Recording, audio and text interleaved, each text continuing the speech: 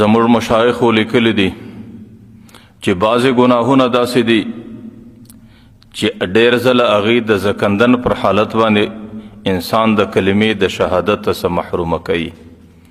څومره لویه بدبختي به وي، څومره لویه بدقسمتي به وي چې د انسان زندگی ټوله د اسلام په دایره کې تیره سي، په کور د مسلمان کې فلار مسلمان مور مسلمانۍ، لیکن پر حالت د زکندن سړی د شهادت د کلمې څخه محروم سي. په هغې ګناهونو کې چې سړی د حالت د زکندن د شهادت د کلمې څخه محرومه کوي، په هغې کې یوه ګناه دا ده چې انسان په خپله زندگی کې د شریعت په احکامو باندې عمل کول دا ناممکن بولي او د شریعت احکام پر ځان باندې بوج بولي. د دې زه تاسو ته مثال در کوم. په نن زمانه کې زموږ او ستاسو علاقه دا د تجارت او د دې ترتیباتو علاقه ده. ډېر ځله دې کې د رشوت مسلې راځي او خلک په دې کې پر چینو پر لارو باندې رشوتونه ورکوي چې کله یو خبر ورته وکړي چې یاره رشوت خو ګناه کبیره ده او پیغمبر علیه السلام وایي راشي و مرتشي کلاهما فی النار، دا دواړه جهنمیان دي. نو دی دستي لاس وغورځي، یاره په دې رقم اوس تجارت نه کېږي، ټوله دنیا په دې اخته ده. هغې خبره چې سړی به د رشوت نه کوي نو بیا به کور دې کښېني.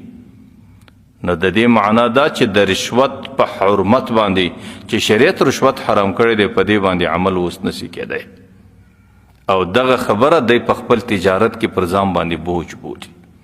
یا نن سبا د بې پردګۍ ماحول دی چې کله په دې روشن خیاله زمانه کې یو زنانه ته دا ووایي چې پرده ده او پرده د شریعت یو حکم دی، نو دا پر ځان باندې بوج بولي. او یاره نن سبا د کالج ماحول دی، د یونیورسټۍ ماحول دی، د اسپتال مې نوکري ده او په دفتر له ورځم، په دې حالاتو کې پرده کول دا ناممکنه دي. په شریعت په دې حکم باندې عمل نشي کېدی. زه وایم کم سے کم که یو سړی د شریعت په یو حکم باندې عمل نه کوي، کم سے کم ځان خو د مجرم وبولي، ځان خو د ګناهګاره وبولي. او چې ځان مجرم او ګناهګاره وبولي نو الله تعالی به د هغې ګناه څخه د توبې کښلو توفیق ورکړي، یا به الله تعالی در هغې ګناه ورتېر سي. لیکن ظالم هغه سړی دی چې ګناه هم کوي او ګناه پر ګناه باندې نه بولي، رشوت هم ورکوي او د رشوت باندې نه ورکول دا د ځان دپاره ناممکنه بولي. پرده هم نه کوي، بې پردګي کوي، لیکن په پرده باندې عمل کول دا د ځان دپاره ممکن نه بولي. ځان دا هغه خطرناکه ګناه ده. زما په الله قسم ډېر ځله پر حالت د زکندن سړی د کلمې د شهادت څخه محرومه کوي. یو بزرګ لیکلی دی چې یو سړی دی د زکندن پر حالت باندې انسانان هغې ته د کلمې ویلو تلقین کوي، لیکن د هغې کم نصیبه پر ژبه باندې کلمه نه جاري کېږي، هغې بغیر د کلمې څخه فوتېږي. هغه بزرګ د هغې کور ته رالی، د هغې د زنانې څه پوښتنه کوي، ای زنانې دې سړي کوم عمل کوی چې الله تعالی پر حالت د زکندن داسې د کلمې څخه محرومه کوي؟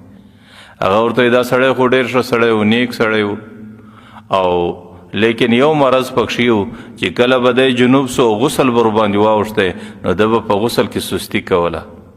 ول یاره په بني اسرائیلو کې دا غسل نه ولو، دا اوس د شریعت حکم دی، په دې زمانه کې په دې باندې عمل کول ماته ګران دی.